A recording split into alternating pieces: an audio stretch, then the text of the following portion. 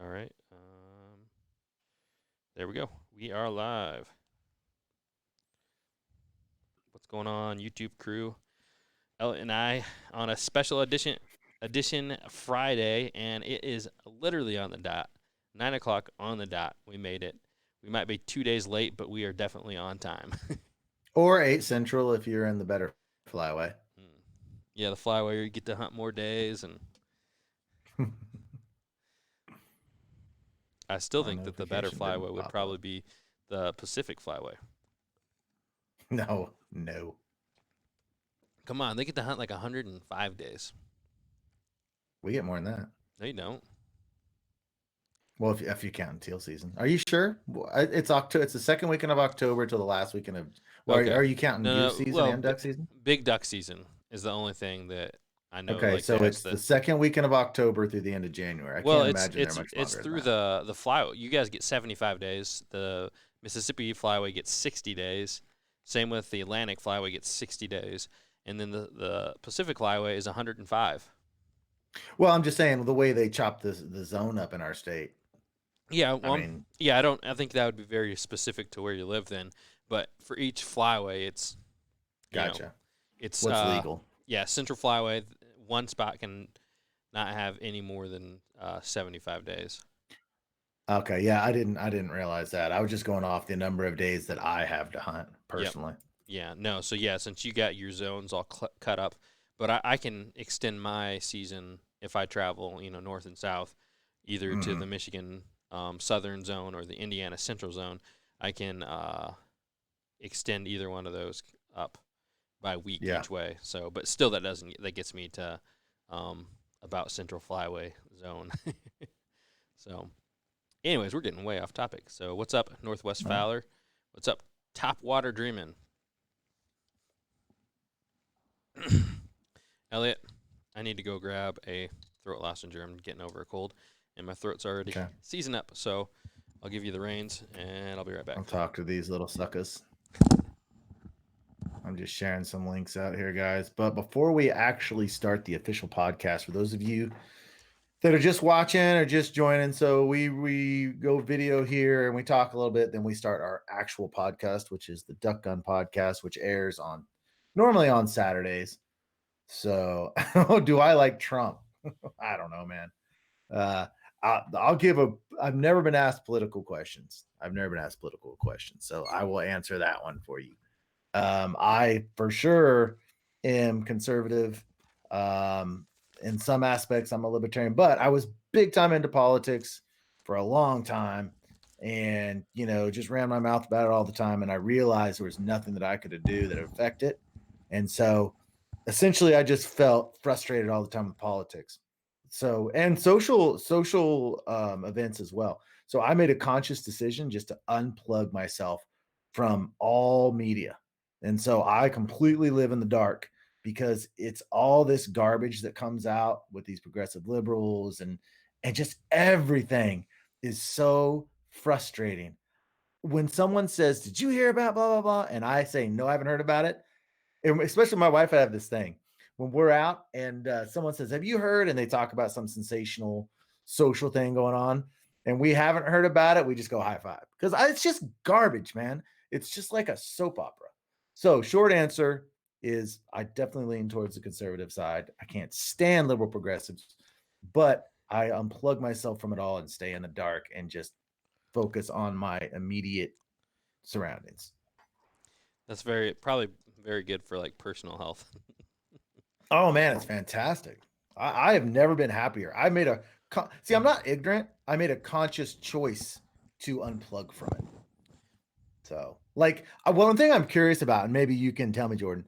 I've been getting a little bit of wind of like something happened in the Iowa caucus with the Democrats or something, and I have no idea what happened. What was it that took place on that?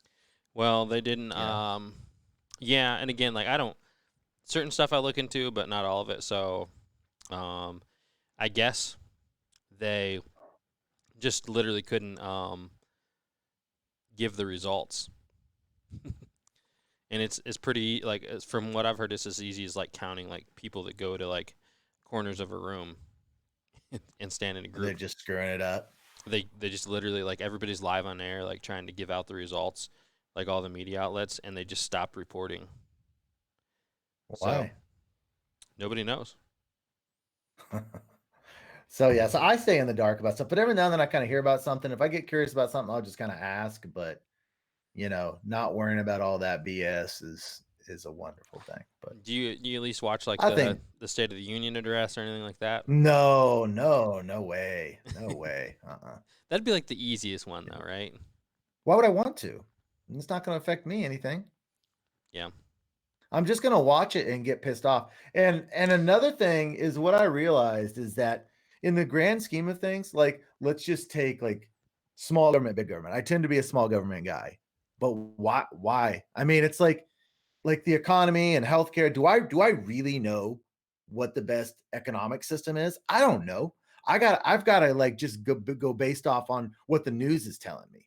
So it's like the conservative news tells all the conservatives one thing, the liberal news tells them all the one thing. You just get this parrots that are like all saying the same thing. It's like all the Republicans are saying these same little talking points, and all the liberals are saying these same little talking points. I don't want any part of being anybody's parrot. I just don't. So it's like I don't know. I I know what my parents said, but they don't know. I mean, it's so complicated. The government is such a complicated thing, and the economics and healthcare and all of that stuff. I know I'm pro freedom. I know I'm very pro freedom. So I was libertarian for a long time because I was really, really pro free. But then I got looking at the specifics of libertarians, and I'm like, it's not even realistic. It's like it's so far fetched what their like core beliefs are. So I'm just like, I'm out. So I guess that's probably why you shoot a full choke then, huh? I don't know what me shooting a modified choke has to do with anything. No, full choke. In the last 15 years, no, 25 years, I have shot a full choke on one half of a hunt. Mm. One half of a hunt. You know that do you remember that video clip I sent you the other day with the where it's at the double on the geese, like backflips on Yeah. both of them? Uh-huh. Uh-huh. I got a confession, that was a full choke. Well, man, if you want to use a full choke, that's fine. I don't think that I fully fleshed out my full thought behind how annoyed I am at people shooting long shots. I don't think I've ever fully done a good job of Well, articulating it. here's the thing, right? So like we've been over this many times, but I've kind of revisited it a little bit, and on my own testing, because I'm a kind of guy I feel like I need to do my own like testing and figuring it out and seeing kind of like, and we've kind of like gone over it, and you've convinced me in the past not to use a full choke, and so this year, and I don't know if you could tell by the videos, but I was having some cripples, and I'm like, well, maybe there's something to this full choke. You're gonna hit them with more shots and knock them down, or more BBs and knock them dead. And I don't know. I'm not one way or the other because you 100%. And I've kind of ran this incognito on some geese here recently on a lot of my goose hunts, and like for sure, you literally are gonna miss some easy shots where you just don't hit them at all. But then like when you hit them, they're dead. Like those that But like how many birds have you lost this year, Jordan? I've not lost a lot. Okay. So then what's the point? Why do you want why in the last 2 years I've lost 4 birds total. So that whole theory of that, well, I don't just want to hit them with a few BBs. If I was losing a lot of birds, that would So hold some weight with me. here's the difference though, because you're talking about ducks, right? For the most part, and like with ducks, I 100% like Well, for me, sure. Yeah. I'm never gonna shoot anything but my modified. I know 100% like it doesn't really matter. Like I don't need extra BBs in a duck, but like I'm talking like sometimes they're like in geese. Sometimes they do end up being a little bit further shot than ducks. Like you can work ducks in to like 15 yards. Seems like no big deal a lot of times. But geese sometimes they're just floating out there, and I mean you can end up with like a 30-yard shot. But even like when they're, so I don't know. I don't know if it's that the fact that geese end up being a little bit further shot than what I'm used to. Like I'm still fleshing out completely my thoughts on it, but I've experimented with it. So, but it does feel like when I'm hitting them with a full choke on geese, I'm not talking about ducks, because ducks a lot smaller target, but on a goose, when you hit them with a full choke, it's just like, I mean, I don't know. I mean, you saw in that shot cam footage I sent to you. I mean, they both literally did backflops and never twitched again. They just backflips, landed on the How water. far? How far were those shots? I mean, they're probably like they're in between 15 and 20 yards. Because I can show you some footage of me killing geese at that range with steel twos, federal steel twos, and just stoning them dead. Yeah. Well, yeah. I I guess mean, what that's I'm what I was using with before the boss. I was using steel twos, and that's not supposed to be a goose load. If well, you're a going lot to of shoot people them use inside of twos. 25 yards, you don't need anything but steel twos. I think a lot of people use twos for geese, but at least that's what I used to use. I've never used anything. I bought 1 or 2 boxes of BBs just to try them out for geese. 3.5-inch BBs. This was a couple years ago now. But besides that, I've never shot anything smaller than or bigger than a 2 for geese or whatever. But I mean, I don't know.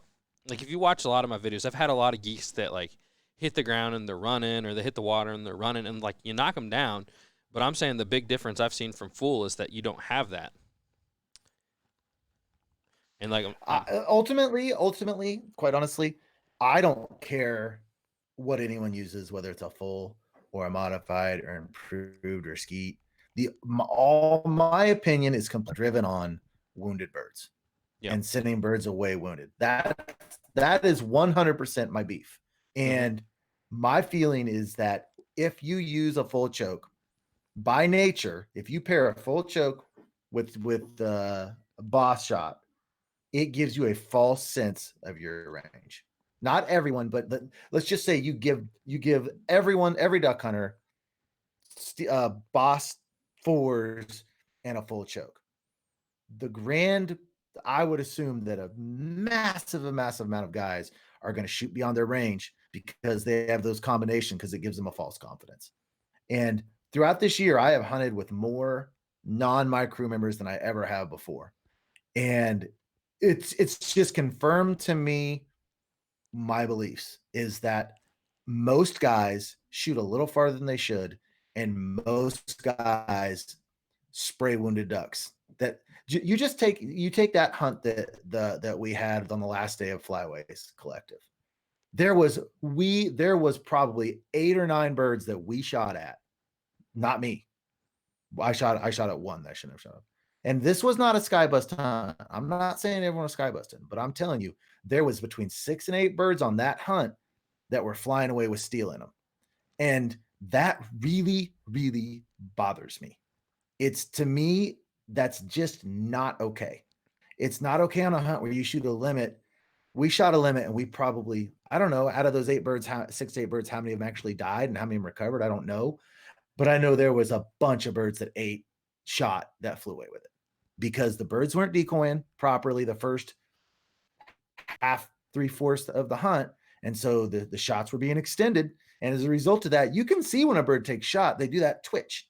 It's typically especially when you back end them, you can see them twitch. You can tell when they eat shot.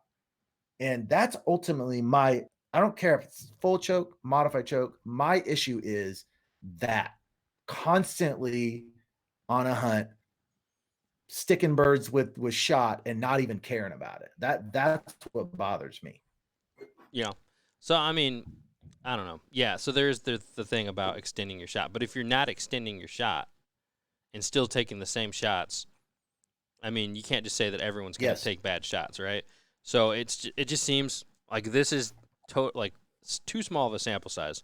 Honestly, I'm talking like the last like 3 or 4 hunts that I've done it on, and almost all of those have been limits of geese, and most of them have been very high percentage, shooting percentage, where it's either like 100% shooting or less. I'm taking easy shots, but it seems like I don't know. It just seems more lethal. And like that should be. I can't comment on geese because every opinion I have is about ducks. Geese is just such an afterthought for me, and that I can't even give an opinion on geese because I just don't shoot them enough. Yeah, I mean, if you just do the math though, like let's say like okay, you're not shooting them in the heads. We're just talking theoretical then. at this point, since you don't have a lot of experience with the geese. But like, I mean, if you're gonna shoot them with like 7 BBs, like say 7 of the BBs from your pattern, hit a goose, and it's a 20-yard shot, and now you put a full choke in it, and it doubles it. So it has to be more effective if you're still having like the same shot selection, and you're putting more BBs in them. I mean, that's just my thought. Because like, if you hit them in the Well, head, obviously, for the most part, they should just die, right? But like, you're not always hitting them in the head. Sometimes they're body shots, and in late season they get really thick fat pads. I mean, we're talking like half-inch to like quarter-inch to half-inch thick. I mean, they just have so much fat on them. And I've seen so many times where you hit a bird and they go down, and then you get out there and you gotta struggle to retrieve them and all that kind of stuff. Um, and then when you if you're using a full choke and you're just putting more BBs in it, you still take the same shot selection. It seems like it should be more lethal. certainly, I would assume it would be more lethal if you actually hit the bird. What I don't know is how many BBs it takes to kill a bird. I don't know that. And I mean, if you go and pattern your shotgun and you see your diameter, and your diameter is completely filled with shot all the way around the circle, right? So even, I mean, unless you're hitting them with those outliers around the edge, if you hit them in the head, I assume they're going to die. Yeah. Because I mean, the whole thing about when you pattern your shotgun is the whole circle is basically a dense pattern of shot, and with the full, it's just more constricted. But I mean, in my way of thinking, you don't have to hit them with an entire full pattern. You just have to get their vitals inside of that circle that's filled full of a good um pattern. So I don't know. I would need to know more about what it actually takes to kill him. But I'm assuming like you just take your diameter circle and you put the head of a goose anywhere in that modified circle, it's gonna die. Unless it's just flyers, I don't know. would be my assumption. Yeah, I'm just not totally. It's just late season geese, man. Geese. I've just been so surprised how tough they are. It's nothing like a duck. It feels like it's nothing like Maybe a duck.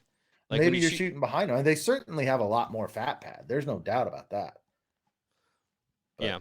But I don't have any issue with anyone using full choke on geese. The issue really is people that use full choke. Well, not people. A lot of people that use full chokes do so they can shoot farther shots. And when they shoot farther shots, they're wounding. They're putting steel in birds that are flying away. Yeah. I Well, I mean, mean, these it is designed for a further shot, right? Because you look at yeah.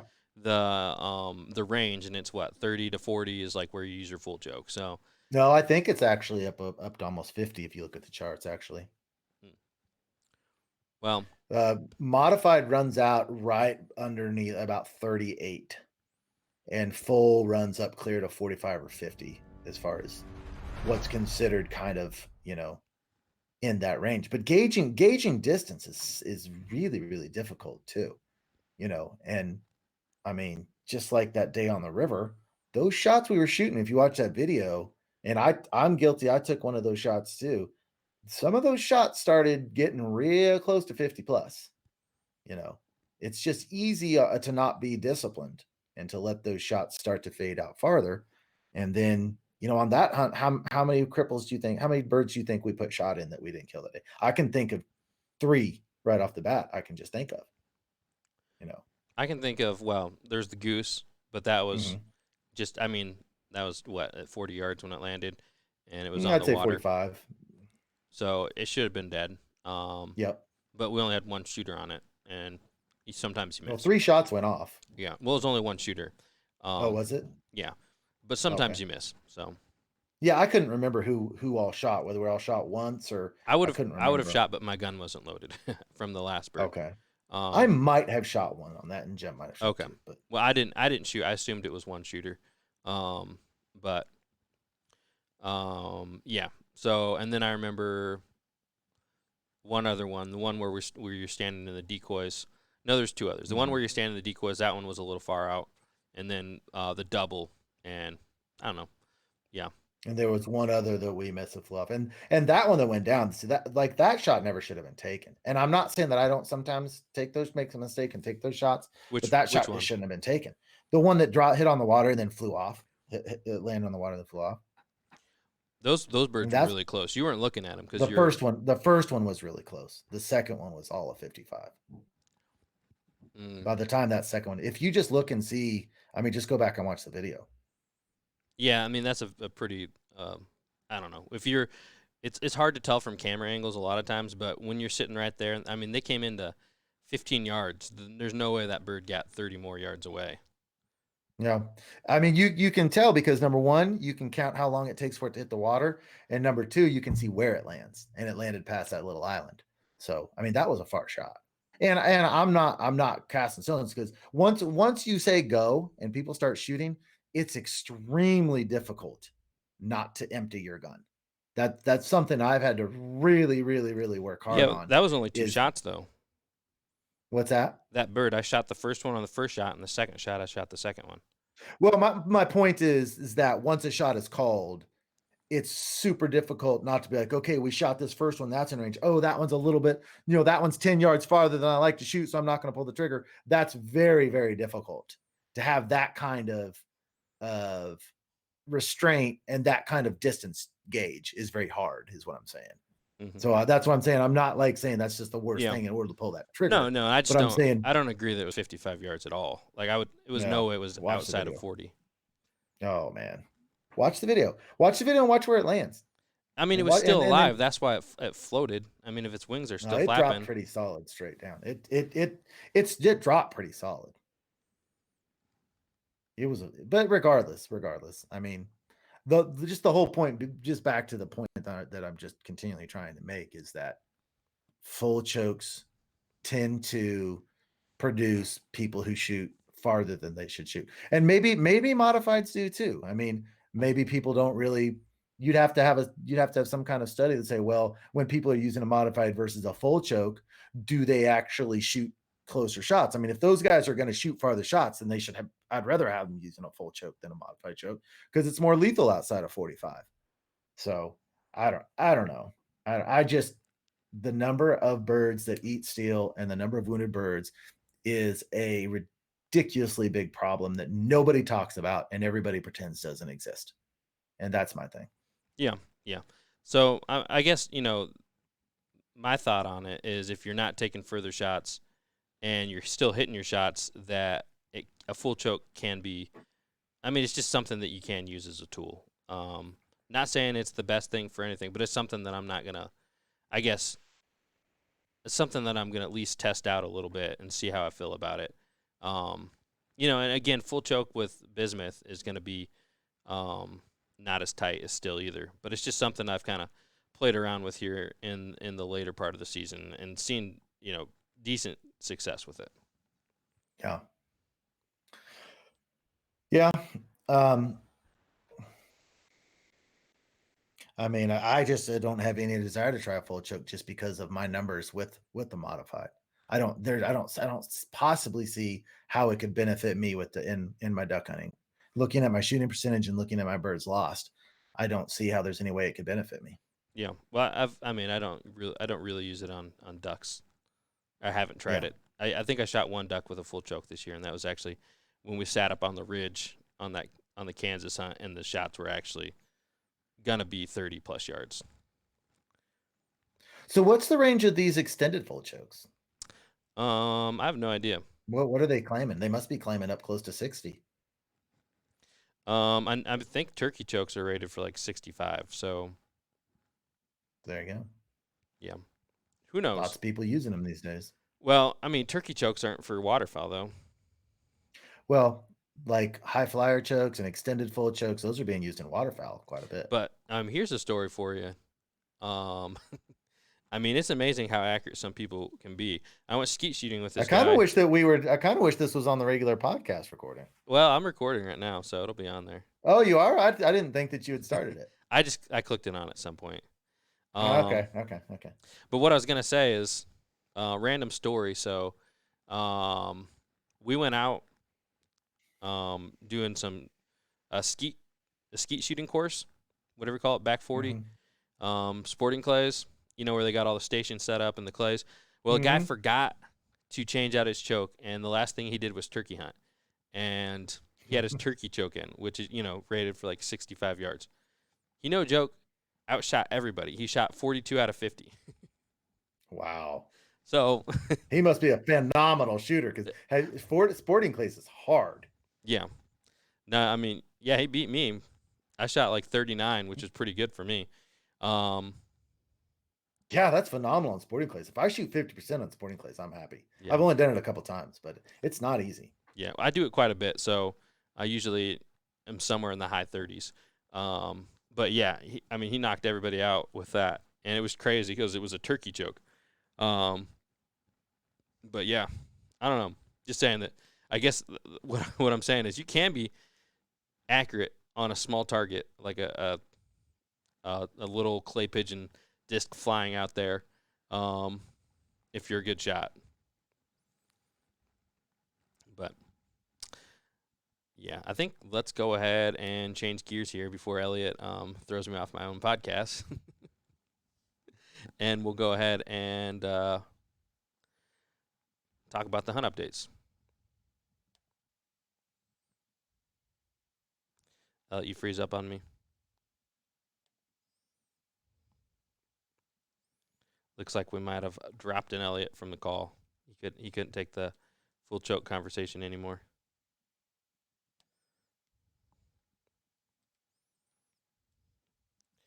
We'll get him right back.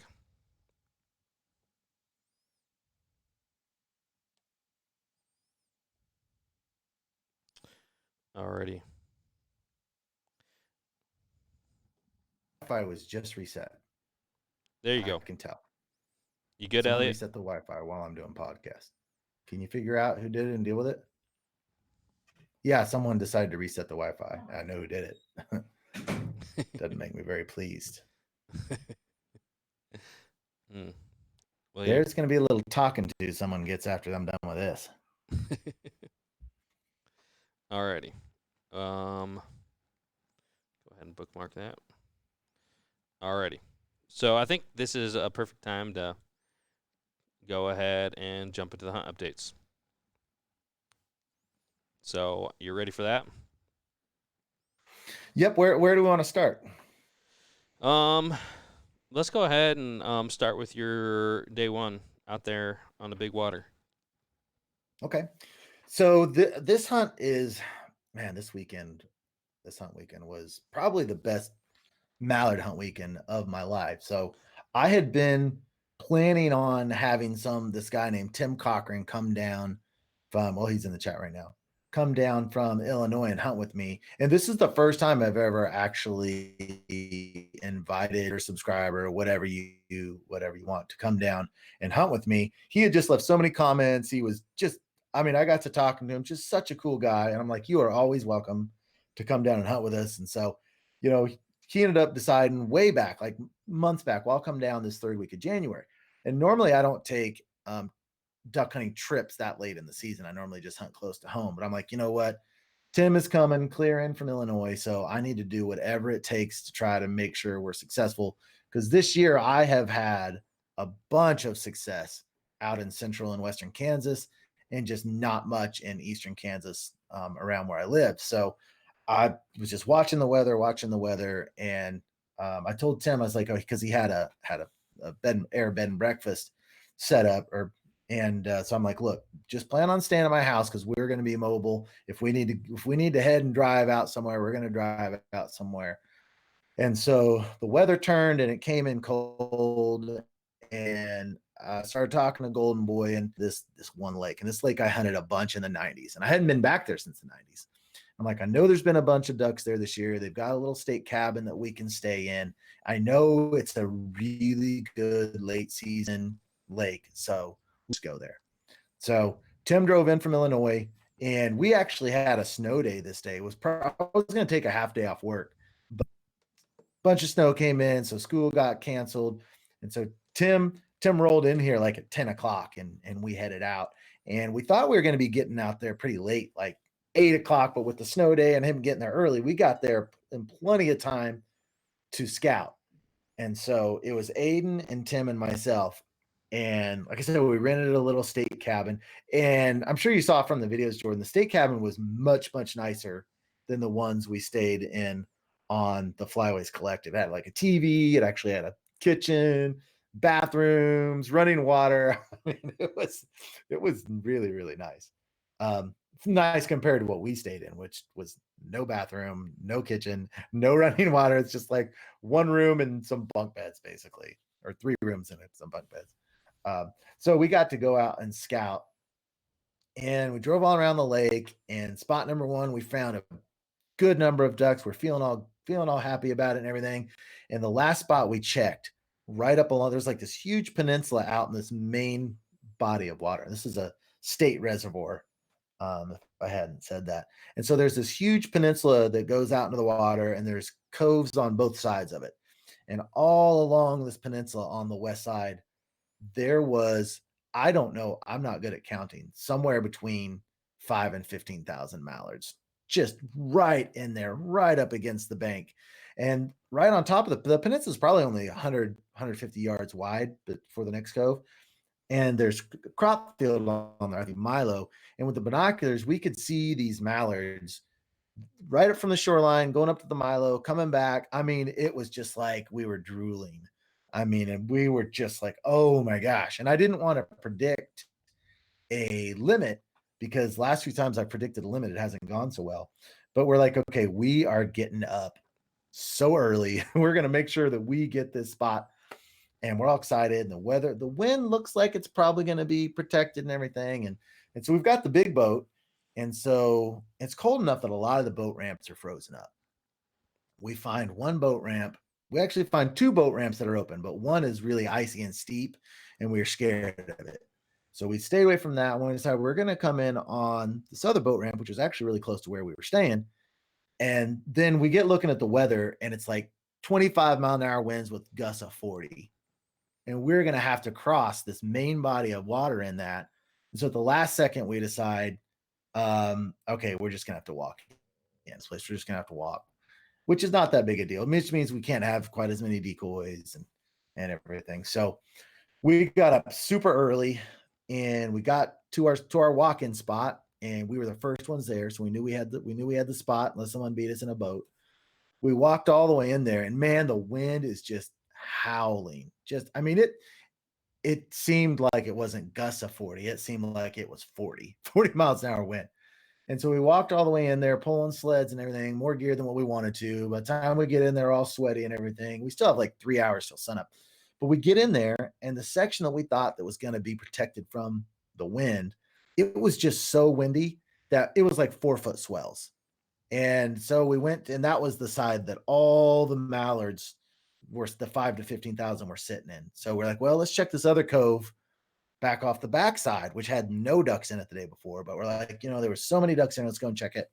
We went over there, which should have been based on the wind. It was like a northwest wind.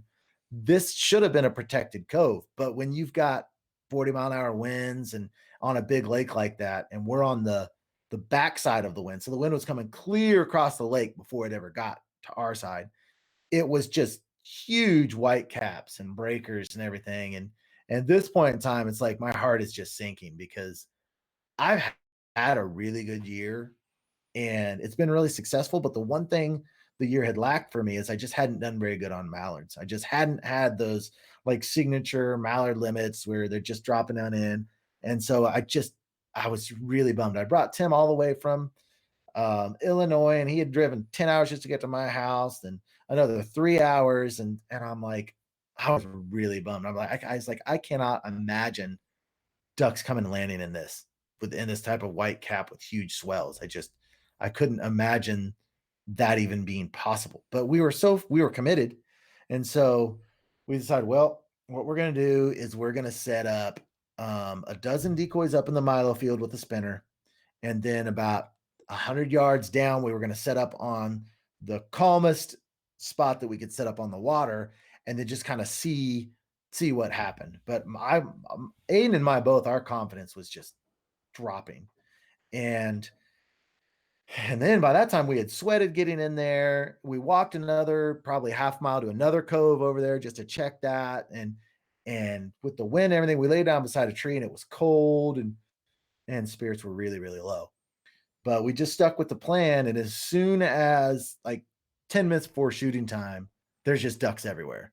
And from that point on, I don't think we went a second that day without seeing mallards in the air.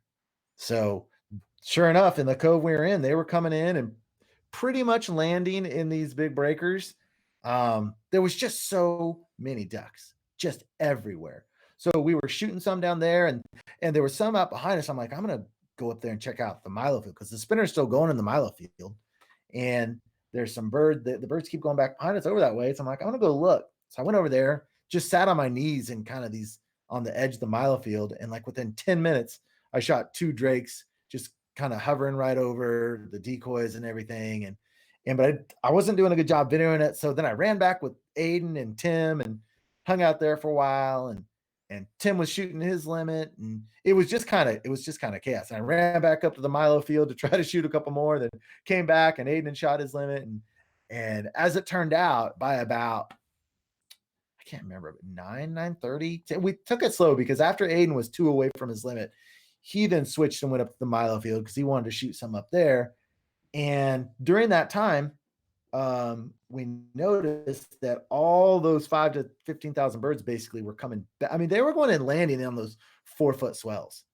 And I don't know why they liked that section so much. I figured that they would, once they saw that, they would just go and land in calm water, but they didn't. So we shot a 3-man limit there. By about 5 of them, I think, were in the Milo. Aiden ended up shooting his bonus duck, a widgeon. 5 of them were in the Milo. What would that be? 11, 5, I can't do my math here. 11 of them were over the water down there, and it was just a really, really fun. The most spectacular thing about that day was very few times in my life out waterfowling have I seen this number of birds. I mean, I was joking. I would like look away and then look back and like, there's some more, and look away and look back around. There's some more. I mean, it was just a constant. We were in the middle of this like mallard utopia where they were just flying everywhere. And I wish you'd have been there, Jordan, because I know a couple times in Kansas, you're like, that's the most ducks I've ever seen. This like was a total like take what you had seen before times like 20. Mm. It was just it was insane. It was our day there on day one, all happy and eating duck that night. Awesome. Yeah, and it definitely looked like a good time, and I was definitely a little jealous, in seeing your stories. But I was happy for you too. I know we've talked about this a couple times, but kind of like you said at the beginning of your story, um, you're kind of missing that one hunt that was just a knockout grand slam, beat 'em up, feet down in the decoys kind of hunt, and I was happy for you got that there at the end of the season. Yeah, it was really sad. That's what my that this weekend, which day two was every bit as it was every bit as good in a different way. But was just what my season needed. I mean, it just capped off the whole thing. And I said, if you guys want to see this on my YouTube channel at Freelance, and I think these two videos from this weekend are probably my best videos of the year. As far as ones I know, they're ones that I've rewatched the most. They're the ones that I like the most. So, but there's something about having a whole weekend, staying in a little cabin where you get there, you scout, you sleep, you hunt, and you got the whole day to just to cook up your duck, hang out, maybe have a couple beers if you want to, and just take a nap, and then you're hunting the next day. There's something about that whole thing of having your whole weekend dedicated to duck hunting that is just so much fun. Yep. Yep. It's kind of that total immersion you talk about. Um, Mhm. and, even the all day hunts, I've been feeling that this year too. And I've, gone to almost never doing all day hunts to doing, I mean, I've lost track of how many all day hunts I've done this year. Um, Yeah. where I've literally gone from shooting light to shooting light, or even, if we include the ones where it's like shooting light till 4 in the afternoon or 3 in the afternoon, that's pretty close to an all day hunt too. But I've just had a ton of those, so I get what Yeah. you're saying, and I've done a lot of trips too this season, and yeah, gotta say you're definitely spot on with. There's something special about duck trips and having your whole weekend dedicated to getting on the birds and finding them, making adjustments, and making it work. And when everything comes together and something like that, it's just a really fulfilling kind of feeling. It is, and you're talking about all day hunts. When you go out and you hunt from sun up till 10 o'clock or 10:30, there's nothing wrong with that, and that's fun. But when you stay till 3 or 4 o'clock, you experience a marsh in a different way. It's almost like you sink into it, you watch it breathe, and you become part of it in a way. And it's just seeing a marsh for an entire day like that and just becoming a part of the environment is a very, very special experience. I remember one day, it just always sticks into my mind. I don't know if it was the first day that I'd ever done an all day hunt or not, but it was my dad and I, and we were sitting in this blind that he had made over this salt marsh, and we weren't doing that well, but we sat there the entire day. And you just see the all the waterfowl, the shorebirds, the winds blowing. You see the different clouds formations change. It goes from sunny to cloudy. And just experiencing a marsh like that for that length of period of time is it's different. It's different. And that's when I talk about the full immersion. It's a different emotional feeling when you put yourself in a marsh for that long of a period of time. It's just a different emotional feeling than when you do it for 4 or 5 hours, or 2 or 3, 4 hours. It's very special. Yeah, for sure. All right, let's go ahead and we'll come back to your day two, and we'll talk about my next hunt, or my last hunt. Guess it's not my last hunt, but one of my last hunts. So, anyways, um, last weekend went out on a goose hunt. It was me and Hunter and my dad, and kind of down on the river, one of the places we've been hunting a lot and scouting a lot, and just there's just a ton of geese right now, late season. We got a ton of geese around, and so we got a really good opportunity to get on them. And this is by far my best late season goose hunting, and I'm still kind of learning the ropes on all that. And it's really, I don't know if it's luck or if it's figuring out or what, but like, I mean, this year I've just been hammering them, compared to other years where I've struggled, or I mean, I don't know exactly. It's just kind of every year you kind of get a little better, and this year it's like everything's kind of clicked, and the birds are coming to the spots I'm scouting, and things are falling in place. But we're out on this hunt, and me and Hunter and Dad, and really wanting Dad to get on some birds because he doesn't get out as many hunts as me and Hunter do, and so I don't know about you, Elliot, but whenever I'm out with somebody who doesn't get out as much, I'm always trying to kind of give them the first shot if you can and that kind of stuff. Um, but so that's kind of what we're doing on that, and we have a single coming in, and he's coming right at us. He's actually flying a little off to the right, but I mean, he comes in right to about 20 yards, and he's about to pass the blind on the right side, but I'm like, get him, Dad, and so finally he pulls up on him, and I thought the bird was going to pass the blind.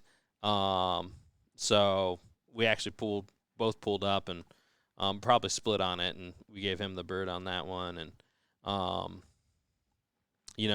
but I guess the thing about it on the river, sometimes the hard part is getting in there around the roost and not busting up all the birds, or or figuring that out, because it seems like the roost adjust a lot where they're going to be when there's not ice shelves and there's not sandbars.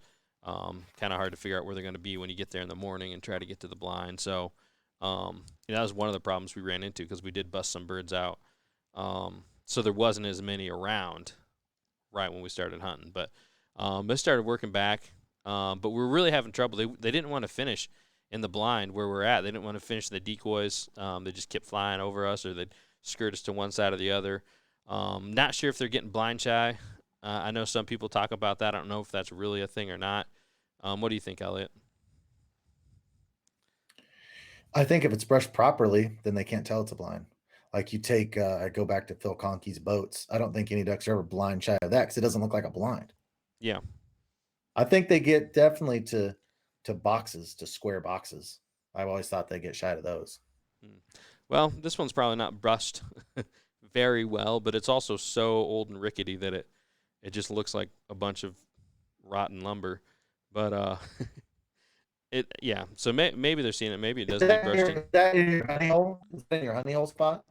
It's no, it's outside of it on the river, but it's pretty close to it. Okay. So, but yeah.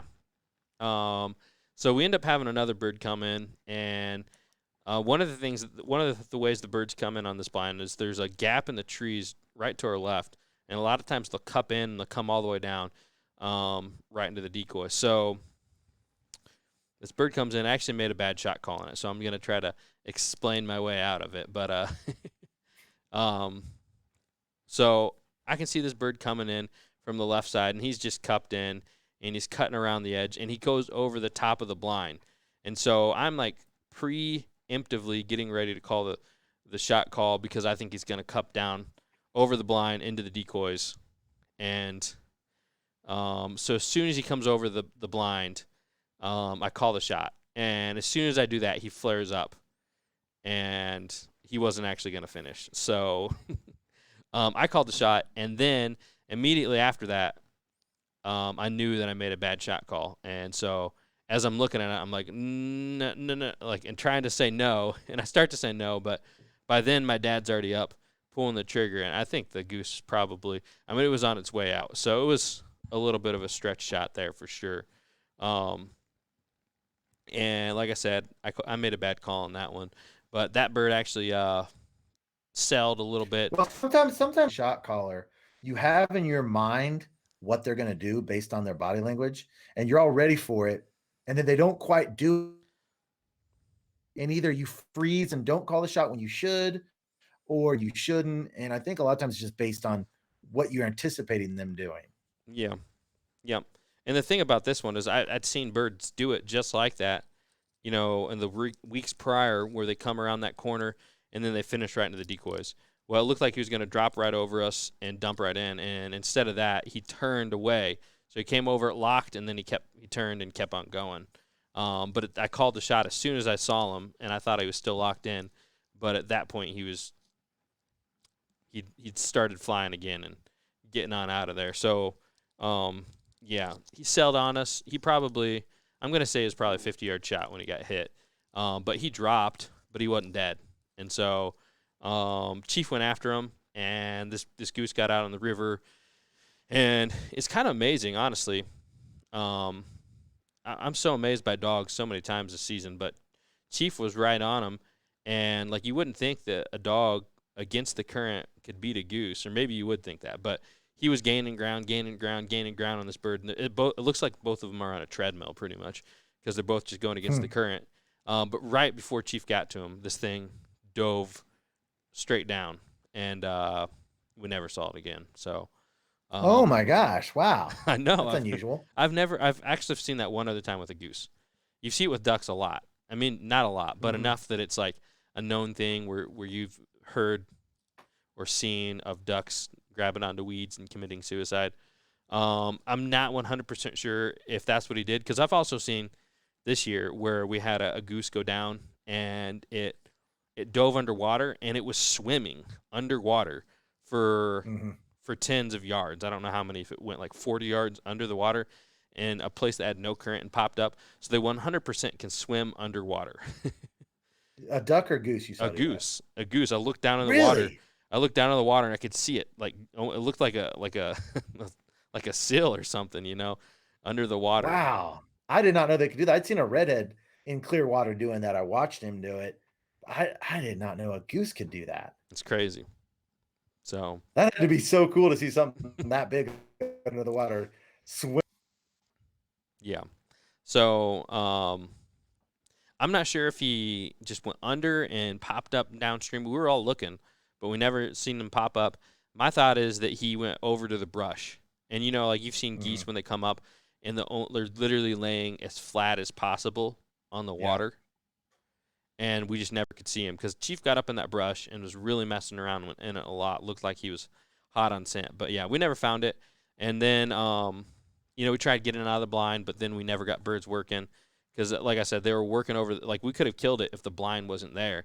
But by the time it flared and it came over the top of the blind, it was too far away. So we tried getting out of the blind and setting up to the side of the decoys in case they were shy of the blind, or you never know exactly what it is. But by that point, it was about 11 o'clock, and my dad was ready to pack up. But I like I said, I'd been scouting and seeing so many geese there that I'm like, man, I know if I stay here, I'm gonna have a good hunt. So I don't want to leave until I shoot my limit. And that's what I told Dad and Hunter. I'm like, I'm not leaving until I shoot my limit. What time of day was this? This is 11 o'clock in the morning. Okay. So we'd already been hunting for 4 hours, and we still had. I said I had 7 hours of shooting light left about. So I'm like, I'm not leaving here till I shoot my limit. And so good boy. that was just, I don't know. Some days you get mad when the birds are beating you, and you're like, I'm just not gonna lose. Like I want to win. Like, and that's a weird way of putting it, but I mean it is kind of a contest between you and the birds, and you're scouting and using everything in your advantage to shoot your limit. So I'm like, I'm not giving up. So yeah, me and Hunter decided to stick it out. Dad had things he had to get home for. So no shame in leaving for sure, but we stuck it out, and man, it paid off big time. We switched spots to where we'd seen geese landing on the river a little bit further down, and it was like on a forest bog. It was super weird conditions to stand in. It was really hard to stand in and a little frustrating, but we got set up over there, and it was like 5 minutes after we were set up, and no joke, we have a pair come in. Or no, we had a group of 3 come in, and they cupped in, they locked up, and then they didn't finish completely. But we shot 2 down. We both were shooting at the same birds, and we knocked 2 down there. So right away we're having positive results. Probably shot those at 30 yards, and then after that we had another pair working it. And no joke, these birds, they came right in front of us, and we could hear them coming. We call, and they just were coming right to the decoys. They passed right in front of us, and they passed it like 15 yards right in front of us. So we both thought about shooting them when they're passing by, but we didn't. We're like, oh, let's try to work them. And it looked like they're gonna land past our decoys. We both called really hard. You know how like a lot of times when you have a mallard shortstop you, and you just call really hard, and they'll pick up and keep coming. Well, we did that with the geese. Like we literally I just stayed on the call the whole way, and I mean they came in 2 feet above the water at about 15 yards, and we pulled up. Beautiful. And I mean, they were so low that I could barely see them through the brush as they like glided toward us the whole way. But as soon as I stood up, like they could see me. It was like as plain as day they could see me, because I've never seen a goose that was 2 feet off the water be able to pick up so fast. Because the one I was aiming at my right side, I mean, he literally just like veered hard to the right, and we both popped our goose in one shot each. And at this point, we're whooping and high-fiving. We're like so excited that we stuck it out, paying big rewards for doing that. And then have you posted this video yet? No, it's going to come out on Monday. Okay, I think I'm a couple videos behind on yours. I wasn't sure. Yeah, so that one's going to come out on Monday. But yeah, then we had a solo come in, and Hunter shot that. And actually, I had a loading issue on my gun where I got a twig stuck in there, and it didn't rack the next shell. So when I went to load my shells, I guess I didn't realize I didn't have one in the chamber. So I pulled up to shoot, and on that solo, and nothing. It was just click, because I didn't have a shell in there. But Hunter hit it on his first shot, and I could see it like plain as day. He hit it far and behind it, and poof, feathers went everywhere. And then he whiffed on his next 2 follow-up shots. And so that, I'm like, and it went down, but it sailed like forever. And just late season geese, man, sometimes, because he hit it, feathers went everywhere, but it just kept on going. But again, that wasn't a far shot either. But he got in the canoe and went up there, and no joke, he just gets right up there on the river, and he looks there, and there's he said dead as a doorknob, which that's not the right phrase, but but the goose was just floating down the river, not twitching, nothing, just laying belly up. So yeah, it must have went through the lungs or something. I don't know, but it was flying hard when it left, so I was super surprised that it was just belly up coming down towards him when he got out to the river. So how many did that give you guys for the day then at that point? Well, we'd lost the one that my dad shot, and he shot one, so that was one and lost one, and then Hunter was at his limit and I was at 2. And so we needed one Okay. more. So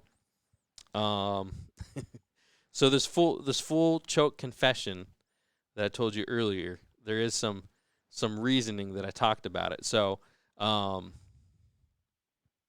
so I'm probably going to get reprimanded on this too, but I took an ill-advised shot on this one. So we had a group come in, and they were all cacklers.